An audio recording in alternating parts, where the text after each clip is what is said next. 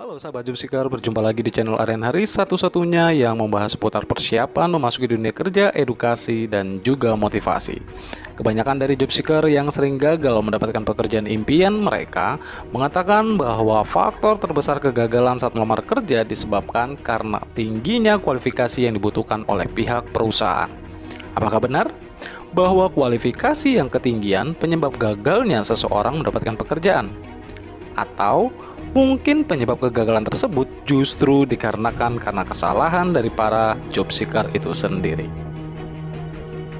Tapi sebelum kita bahas lebih jauh, ada baiknya subscribe dulu channel ini, kemudian jangan lupa like videonya serta nyalakan pula lonceng notifikasinya agar kalian tidak ketinggalan informasi-informasi terupdate seputar persiapan memasuki dunia kerja lainnya.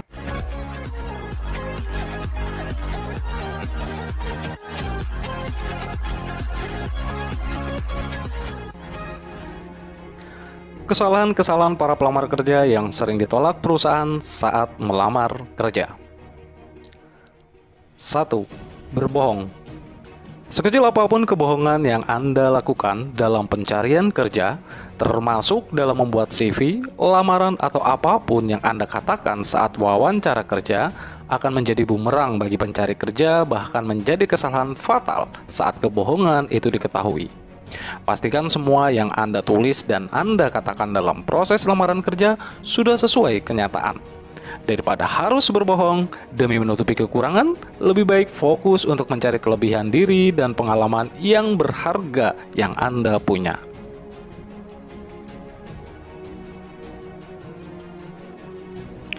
2. Memburukan perusahaan lama. Seburuk apapun perusahaan atau atasan yang pernah Anda miliki, jangan sampai terpancing untuk menjelek-jelekannya di depan orang lain, apalagi saat wawancara kerja. Karena membeberkan kejelekan seperti itu akan membangun citra negatif pada diri Anda. Lebih baik Anda fokus pada hal-hal positif yang Anda dapatkan di perusahaan yang lama dan keinginan Anda untuk dapat mencapainya lebih baik lagi di perusahaan yang baru.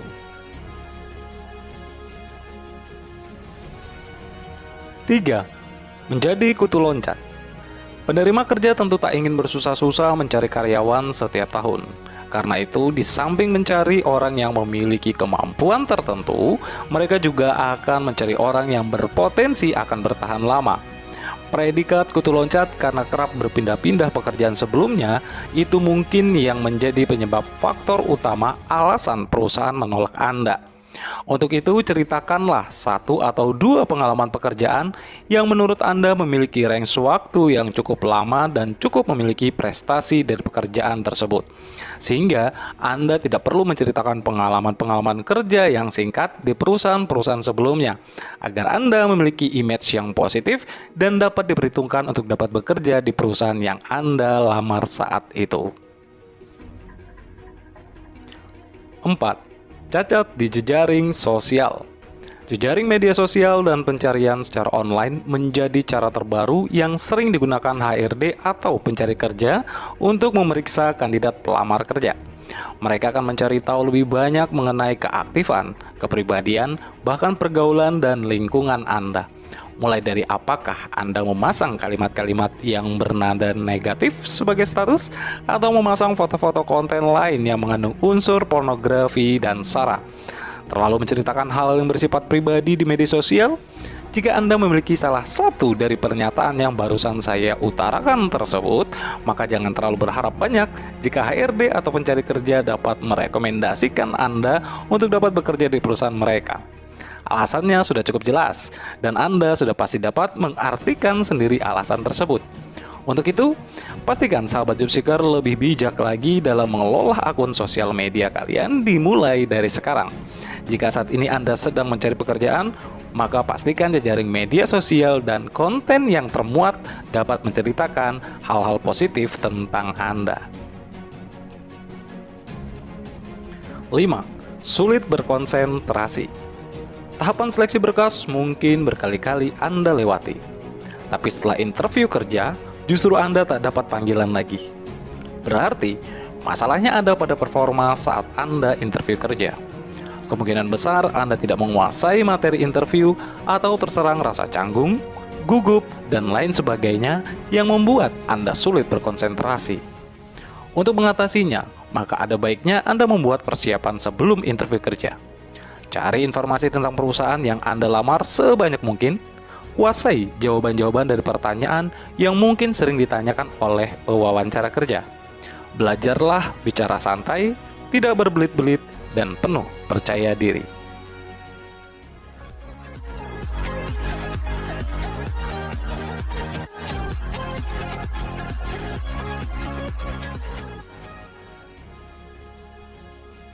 Enam, performan atau penampilan yang kurang menarik.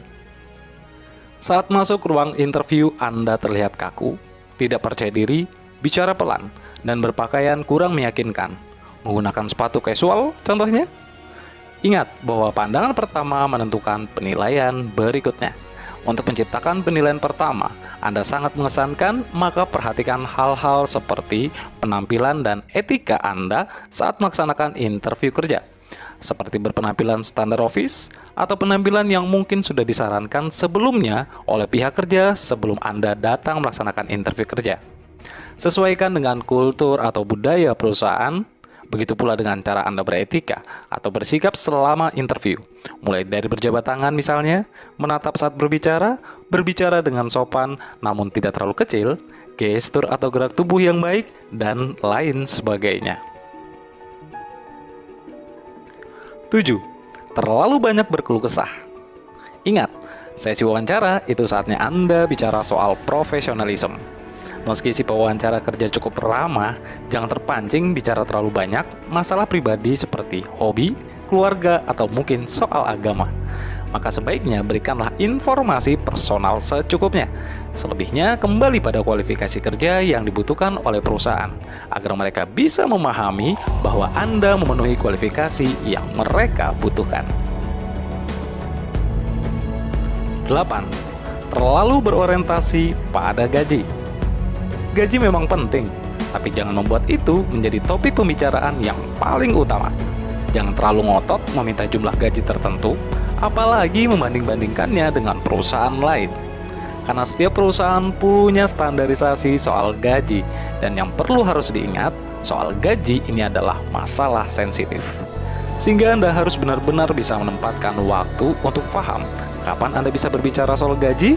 Tentunya ketika pewawancara sudah membuka pembicaraan mengenai gaji, baru kita bisa membuka obrolan seputar hal tersebut.